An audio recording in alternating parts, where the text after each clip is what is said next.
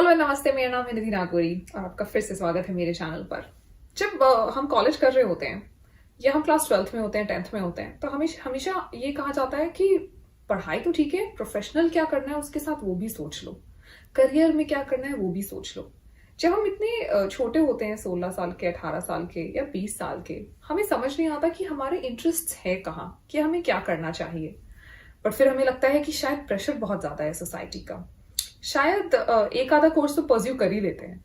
CA कर लो, CS कर लो, CMA कर लो, एसीसीए कर लो, सीपीए कर लो।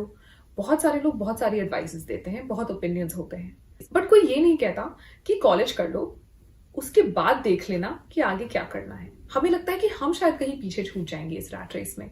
लेकिन आज की जो हमारी कहानी है वो बहुत ही खास है, क्योंकि ये कहानी हमें बताएगी कि किस तरह से हमें डेफिनेटली चीजें करनी चाहिए, लेकिन अपने पेस पर और अपने इंटरेस्ट के हिसाब से।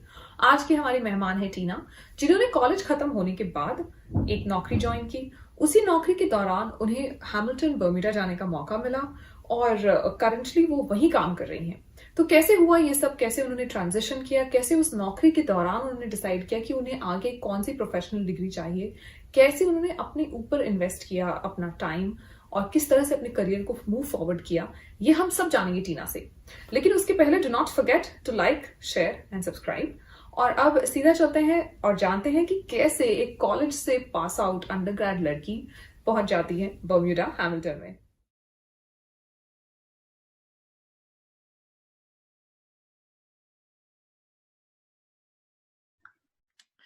आज हमारे साथ है टीना। टीना की रूट्स दिल्ली से हैं और टीना ने सीपीए और एसीसीए किया है। टीना करंटली रहती हैं हैमिल्टन बर्म्यूडा में और हमारे साथ शेयर करेंगी अपनी story. So Tina, thank you so much आपके टाइम के लिए। First of all, I know weekend पे बहुत सारी चीजें होती है करने के लिए, बट आप आज हमें टाइम दे रहे हैं, so thanks a lot.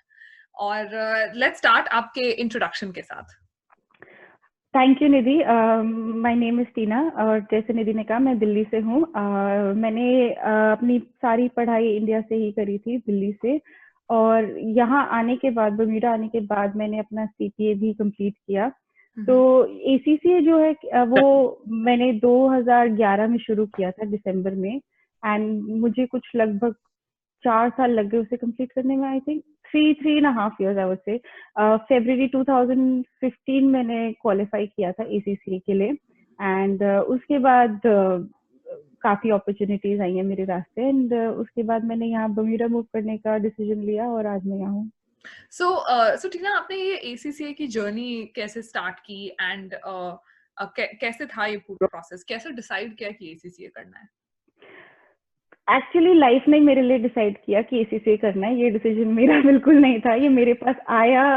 And मैं बहुत लकी हूँ कि ये मेरे पास आया, क्योंकि मेरी पहली जॉब केपीएमजी में थी, केपीएमजी ग्लोबल सर्विस ऑफिसेज जो गुड़गांव में है, दिल्ली के एनसीआर रीजन में। और वहाँ पे मैंने अपनी कॉलेज के राइट आफ्टर फर्स्ट जॉब ली। और फर्स्ट जॉब के बाद I think with in 6 months मुझे कंपनी ने बोला कि बिकॉज इट वाज ऑफशोर, जैसे कि डिपार्टमेंट एक्सटेंशन होते हैं काफी मल्टीनेशनल कंपनीज के, जो कि बाहर की कंपनीज इंडिया में ऑफिस खोलती हैं, उन क्योंकि वो ग्लोबल कंपनी थी, उन्होंने 2 ऑप्शन दिए थे, एक एसीए यूके जाके पढ़ने का और एक एसीसीए। तो क्योंकि मैं यूके वाली टीम में नहीं थी तो ये ऑप्शन मेरे पास था नहीं, मैं बर्म्यूडा टीम में ही थी। तो उन्होंने बोला कि बर्म्यूडा के लिए एसीसीए ऑप्शन रहेगा, अच्छा होगा। और उन्होंने ये भी कहा था कि विद इन 6 months हम तुम्हें बर्म्यूडा भेजेंगे 3 महीने के सिक्योरमेंट पे। तो उस टाइम तो वो कैरेट था मेरे सर के सामने कि अरे बाहर जाने को मिलेगा, घूमने को मिलेगा, मम्मी पापा से छुटकारा मिलेगा 3 महीने के लिए, तो चलो चलते हैं। बट आई थिंक 1-2 एग्जाम भी दिए थे, एक बार फेल भी हुई थी। बट उसके बाद जब मैं यहाँ आई और जो मैंने जिंदगी और दुनिया देखी, उसके बाद मुझे लगा कि अब time to pull up your socks. अब थोड़ी सी मेहनत करो, बट उसके रिवॉर्ड बहुत सारे हैं। तो फिर उस जर्नी पे फिर जो मैंने एग्जाम करे, मतलब हर 6 महीने में आई थिंक 3-3 एग्जाम्स मैंने दिए और मैं सब में पास हुई थी, क्योंकि मुझे था कि बस पास होना और निकलना है, पास होना और निकलना है। एंड February 2015 में बर्म्यूडा में ही थी, सेकंडमेंट पे आई थी तीसरी बार। और मेरा रिजल्ट आना था और आई थिंक दिसंबर में एग्जाम हुए थे और दिसंबर में मैंने 3 पेपर दिए थे और मुझे कोई होप नहीं थी कि मैं पास होंगी, क्योंकि इतने डिफिकल्ट थे पेपर। और एकदम जाने का भी मन, बर्म्यूडा आने का भी प्लान बन रहा था, तो थोड़ा दिमाग डिस्ट्रैक्टेड रहता ही है। लेकिन फरवरी में जब रिजल्ट आया तो मुझे पता चला कि मैंने आई थिंक एक पेपर में इंडिया टॉप किया था। तो Oh, I wow. Was like कि मतलब मेरे तो आई कुडंट बिलीव, मेरे मम्मी पापा तो शॉक थे क्योंकि हमारी पूरी फैमिली में किसी ने आज तक कुछ टॉप नहीं करा है। तो I was just very very shocked and I think rank भी आया था कुछ ओवरऑल इंडिया में, तो ग्लोबल रैंक आया था I think, can't remember clearly, but it was a very proud moment। और मैंने तब ACCA जब कंप्लीट किया, क्योंकि वो एक बर्म्यूडा आने के लिए मुझे एक अकाउंटेंट होना जरूरी था, उसके अलावा मैं आ नहीं सकती थी यहाँ पे। तो मेरे जो जिनके साथ मैं काम करती थी, जो मेरे मैनेजर और पार्टनर थे, दे वर वेरी पॉजिटिव, दे मतलब उनको मेरा काम बहुत पसंद आता था, इसलिए वो मुझे हर साल बुलाते थे यहाँ पे। लेकिन वो यही कहते थे कि अगर जब तक तुम्हारे एग्जाम नहीं होंगे तब तक हम तुम्हें यहाँ बुलाए, परमानेंटली नहीं बुला सकते। Okay. तो तभी मैंने जब फरवरी में क्वालिफाई किया और फिर मैं यहाँ अक्टूबर उसी साल मूव हो गई 2015 में। Okay. तो वो लाइक करियर का आई थिंक एक स्टेपिंग स्टोन था, बिकॉज एक काम करने का तरीका बहुत अलग होता है यहाँ पे, और एक बिग फोर में काम करना बहुत डिफरेंट था। एक बहुत ही अनोखा एक्सपीरियंस रहा है मेरे लिए। एंड बर्म्यूडा की लाइफ तो बहुत ही अमेजिंग है ही वैसे, मतलब best of both world island भी है और सुंदर भी बहुत है। हाँ. तो उसकी लाइक बेनिफिट्स बहुत ज्यादा हैं, और अपना घर होना, एक इंडिपेंडेंट लाइफ जीना, it's very very nice for me. Right. So this KPMG happened right after college? Yeah, that was happened right after college 2011 में। Yeah. So that is fantastic, हाँ, मतलब इतनी अच्छी opportunity मिलना right after college. I mean that in itself is a big thing. Actually college में क्या हुआ था ना कि रिक्रूटमेंट ड्राइव होती हैं काफी सारे, जो हमें ड्यू से मैंने पढ़ाई करी थी तो उसमें रिक्रूटमेंट ड्राइव होती हैं, लेकिन आई थिंक मैंने कुछ छोड़ दिया, या मेरे को वो मिली नहीं, कोई भी जॉब नहीं मिली थी उस टाइम पे। तो मैं कुछ ऐसी कर रही थी, बहुत EY में भी इंटरव्यू दिया था और KPMG में भी इंटरव्यू दिया था। मेरी एक बहुत अच्छी दोस्त है, उसने ही मुझे रेफर किया था। एंड उस टाइम पे उन्होंने हायरिंग कर रहे थे, काफी ज्यादा हायर कर रहे थे, because their offices were growing. तो वो फ्रेश ग्रेजुएट्स को हायर कर रहे हैं, और आज तक भी ये अपॉर्चुनिटीज हैं क्योंकि वो ऑफिसेज काफी ग्रो करते हैं। तो आई वाज लकी कि मुझे उस टाइम पे जो ऑफर आया मैंने वहां से स्टार्ट किया, और आई थिंक जो अगस्त में मैंने ग्रेजुएशन कंप्लीट की थी 2011 में, दिसंबर में मेरी जॉब लग गई थी। तो that's how I started. And फिर आपको ये सेकंडमेंट पे जाने का, तो आप शुरू से बर्म्यूडा टीम में थे, तो आपको सेकंडमेंट तो सेकंडमेंट पे जाने का मौका कैसे मिला? So it's very interesting story. So my current husband was to be my ex-boss. So he started the team and 3-4 लोग की टीम थी, क्योंकि बहुत एक पायलट प्रोजेक्ट था, छोटे स्केल पे शुरू किया था कि 1-2 लोगों से स्टार्ट करेंगे और उसके बाद देखेंगे। तो जो मेरा एक्स बॉस करंट हस्बैंड था और वो ही decided to move on, and उन्होंने कंपनी छोड़ दी। एंड उस वजह से कोई बचा ही नहीं, ऐसा कुछ हुआ कि सबने ही कंपनी छोड़ दी, सिर्फ मैं ही बची थी। तो बाय दैट थिंग मुझे एक अपॉर्चुनिटी मिली, उन्होंने कहा कि अच्छा हमें चाहिए कि हम किसी को वहां से यहाँ इंडिया से बुलाएं बर्म्यूडा, ताकि वो यहाँ का ऑफिस देखे, लोगों को जाने, ताकि जब वो वापस वहां जाए तो उनको काम करने का एक ट्रेनिंग सॉर्ट ऑफ हम प्रोवाइड कर सकें। तो एक्चुअली वो अपॉर्चुनिटी तो आई, लेकिन सबसे बढ़िया बात ये थी कि वो एक बहुत ओपन टीम के साथ मैंने काम किया था उस टाइम पे। मतलब दे वर वेरी विलिंग कि वो आपको सिखाएं, क्योंकि मेरी टीम में और कोई नहीं था, सिर्फ मैं थी। और आप सोचो कि कॉलेज से नया नया बंदा निकले, उसको क्या ही आता होगा, मतलब ना वर्ड पता है, ना एक्सेल पता है, ना पावर पॉइंट पता है, कुछ भी नहीं पता था मतलब। बट वो सिखाना उनका था, तो उन्होंने मुझे बहुत सिखाया और उसी तरीके से मुझे वो अपॉर्चुनिटी मिली।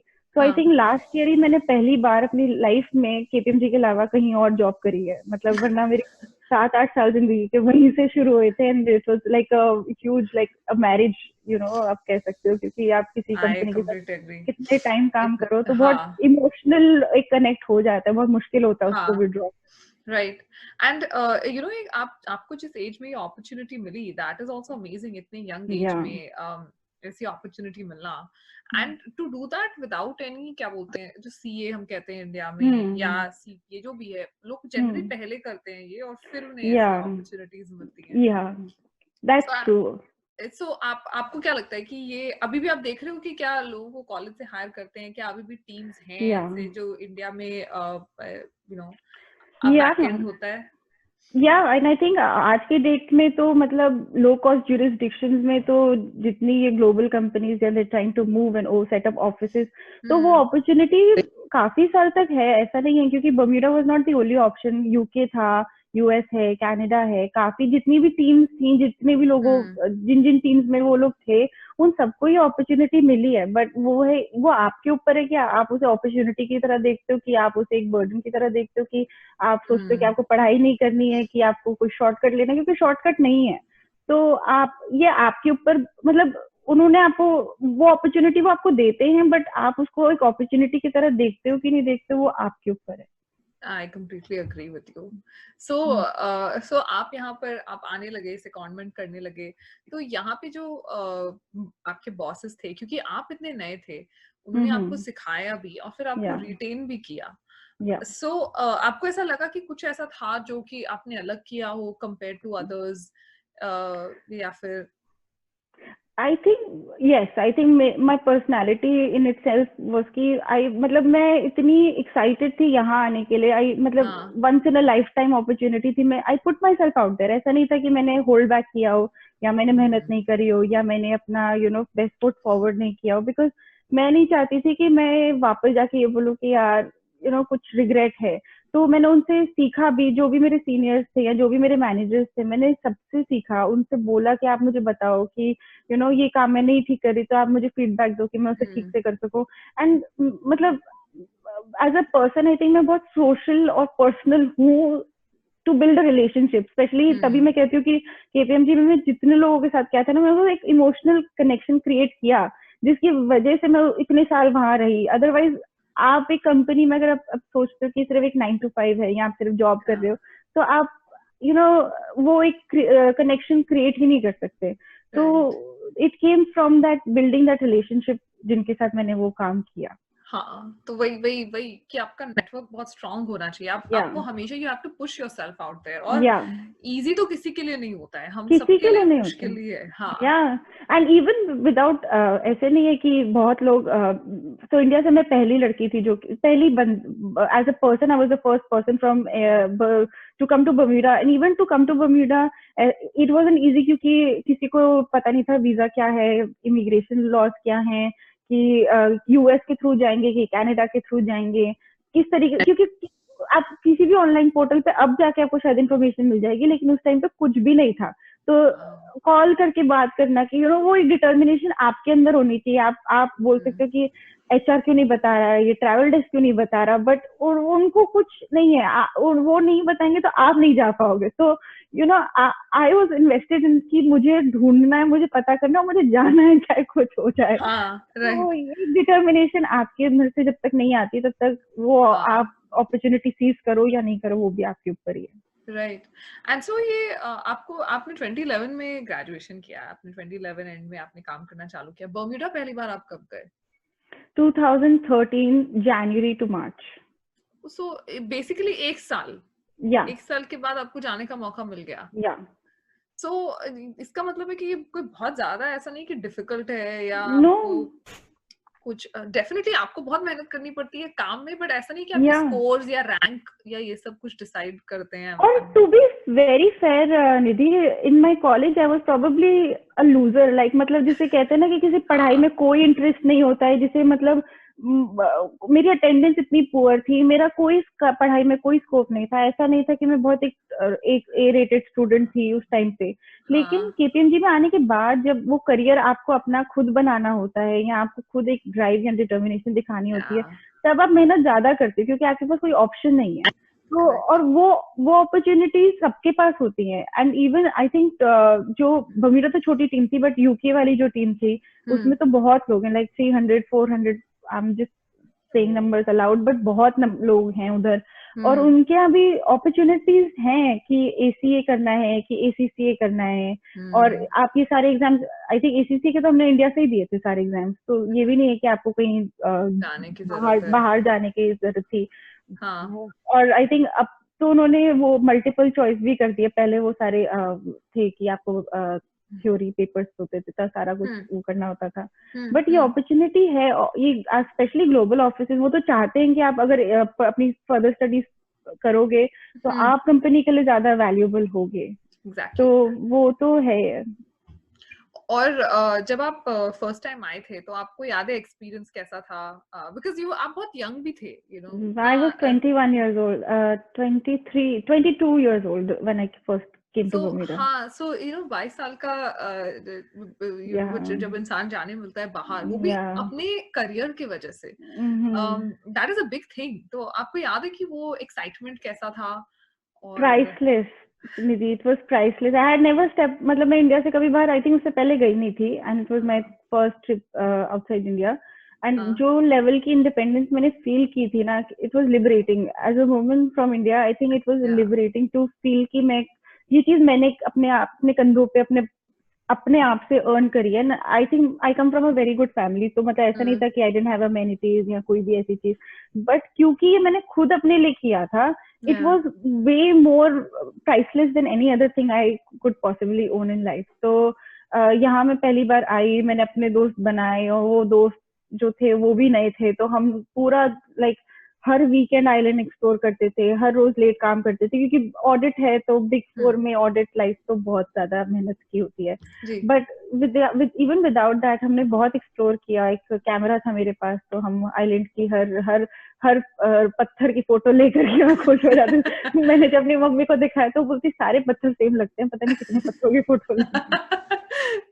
सो क्लियरली वो एक्सपीरियंस बहुत अच्छा रहा, फिर आप आते रहे, एंड देन 2015 में आपने फाइनली आपका ट्रांजिशन हो गया। तो आपको कभी भी ऐसा लगा कि ये अटक जाएगा, रुक जाएगा, पॉसिबल नहीं है, आप एडिक्वेटली क्वालिफाइड नहीं है या स्किल्ड नहीं है?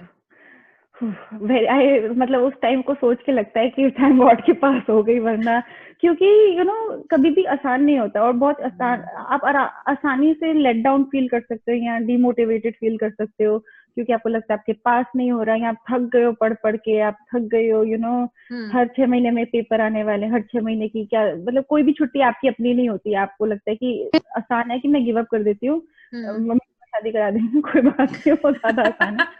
बट वो ये कि क्योंकि बार बार यहाँ आने को मिला, तो बार बार वो मोटिवेशन रही। अगर वो नहीं आने को मिलता तो फिर तो आई डोंट नो मेरी मोटिवेशन कहाँ अंदर से कहीं से ढूंढनी पड़ती। बट क्योंकि आने को मिलता था तो मैं बहुत एक्साइटेड रहती थी कि यार ये लाइफ बढ़िया है, मतलब यू नो वेरी इंडिपेंडेंट। तो एक गोल हमेशा दिखते रहता था सामने कि यू नो ये चाहिए, ये करना है। सीरियसली वो गोल था, अनस्टॉपेबल गोल था। उसके बाद तो मतलब मैंने 3 पेपर दिए हैं, अभी भी मैं सोचती हूँ कि 3 पेपर कैसे दे दिए एक बार में, बिकॉज काफी पढ़ाई थी यार। नहीं, आई एम श्योर बहुत मेहनत रही होगी, और यू नो उसी के वजह से आप यहाँ पे आज हैं। सो हाउ इज ये लाइफ कैसी है बर्म्यूडा में? अगर कोई इंडिया से कंसिडर करे तो आपको कैसा लगता है? How is the life?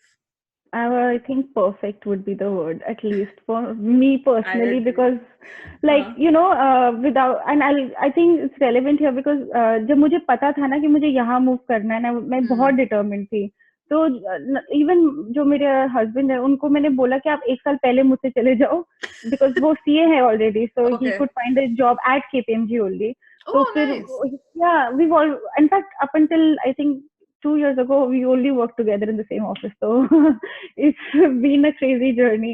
So but I think 2014 mein Karan, my husband, moved here, and then 2015 mein I moved here. So वो plan set था कि यहाँ आना है और यहाँ पे मतलब लाइफ बनानी है। तो क्योंकि मैं फिर यहाँ आ गई, तो हमारी शादी फिर 2016 में हो गई, तो फिर उसके बाद से it's been a very nice like life wise. ऐसा कोई ट्रैफिक नहीं है, क्राइम नहीं है, यू नो यूएस जाना है तो 2 घंटे की फ्लाइट है, टोरंटो जाना है तो 2 घंटे की फ्लाइट है, तो everything is very conveniently travel wise. और हम मेक श्योर करते हैं कि अगर हम इतनी मेहनत कर रहे हैं तो हम छुट्टियां भी लें, और हम you know reward ourselves with holidays. It's a good life. And you would say that compensation wise be it is something that you know people can consider? Yeah, so it's a lower cost, matlab in terms of taxes, you pay lower taxes, much lower taxes compared to anywhere else in the world. तो इसलिए यहाँ पे and you क्योंकि ये island है तो आपको compensation भी प्रीमियम मिलता है, because आप एक you're letting go of a big city life, या एक उनको लाने में टैलेंट को यहाँ लाने में उनको प्रॉब्लम होता है थोड़ा बहुत, तो इसलिए आपको उसी हिसाब से वो कॉम्पनसेशन देते हैं, which is much better than like anywhere in the world. So वो एक काफी ल्यूक्रेटिव चीज है। एंड आपको क्या लगता है कि ये कोई रेगुलर स्टूडेंट जो है अभी शायद 12th में है या कॉलेज में है जो CA नहीं कर रहा है, क्या क्या वो ये इमेजिन कर सकता है, क्या वो ड्रीम कर सकता है कि वो भी किसी दिन ऐसा कुछ करेगा? आई होप कि आपका ये वीडियो और ये message like it goes to more people, because life is good, you know. अगर आप थोड़ी सी मेहनत कर लो ना 3-4 साल, उसके बाद आप पूरी लाइफ उसके बेनिफिट रीप कर सकते हो। तो आपको वो एक इन्वेस्टमेंट अपने अंदर करना बहुत जरूरी है। मतलब अगर आप वो 21 से 25 साल की जो मेहनत है ना, वो थोड़ी बहुत कर लो। मतलब when your age between like I think after college या even during college to 24 years, and वो 3-4 साल अगर आप पढ़ लो, प्रोफेशनली कर लो, तो इट डजेंट मैटर कि आप कहाँ से आए हो, आप बहुत दूर तक जा सकते हो। या तो आपने बहुत ही सही बात कही कि मेहनत सबसे ज्यादा जरूरी है, उसके you know things will follow, आपको जो भी चाहिए वो होगा। सो टीना, एनी क्लोजिंग नोट्स जो कि ये देख रहे हैं, जो सोच रहे हैं कि ACCA करे नहीं करे, CPA करे नहीं करो CPA करो, ACCA जो भी करना है करो, बट एक प्रोफेशनल डेजिग्नेशन लो। क्योंकि आपको लगेगा उस टाइम पे कि यू नो मेहनत का है, बट उस मेहनत के बहुत सारे फल हैं। तो प्लीज, मतलब पढ़ाई का कोई सब्स्टिट्यूट नहीं है, मेहनत का कोई सब्स्टिट्यूट नहीं है। थोड़े टाइम करोगे और बहुत सारे उसके फल करोगे, तो प्लीज करो। I think that's the biggest closing note I would से।